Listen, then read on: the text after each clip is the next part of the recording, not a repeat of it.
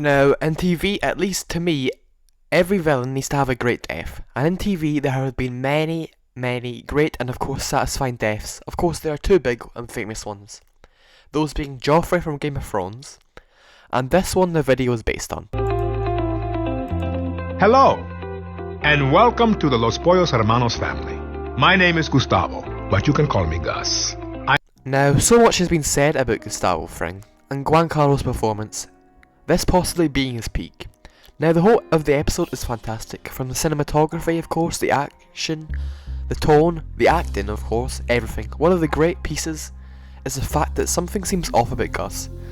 As Gus is all about perfection, everything must be clean and pristine, which is reinforced in Better Call Saul. And during this scene, he walks over the rocky path, which almost suggests to us this is going to be a messy, and Gus has let his guard down.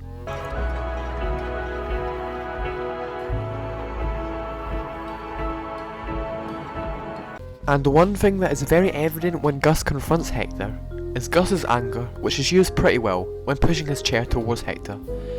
Very loud, and Gus's face has an expression we haven't really seen before: genuine hate. The heavy breathing gives the feeling of that of a slasher movie. The cover breathing heavily, about to murder the next victim in cold blood. A nice detail is Hector's finger moving over the bell because he is so desperate just to kill the man that has caused him and his family so much harm.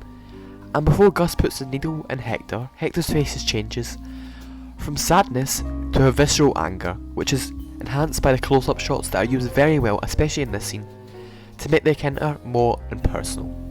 And we have Hector ring the bell continuously, where we see that it's the bell ringing and there's explosions attached to his wheelchair. And for the first time, Gus seems to be actually afraid and show some sort of human emotion.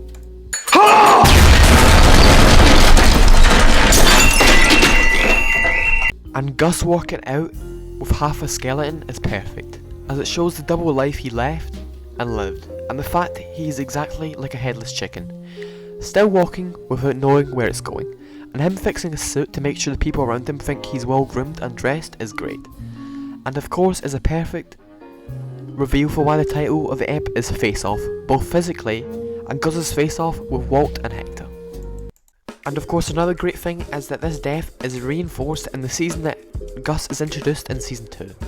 And the show, in my opinion, never really topped this. It was so shocking, and especially the length Walt went to kill Gus, that every other death scene in the show doesn't really come close to this, especially in its impact.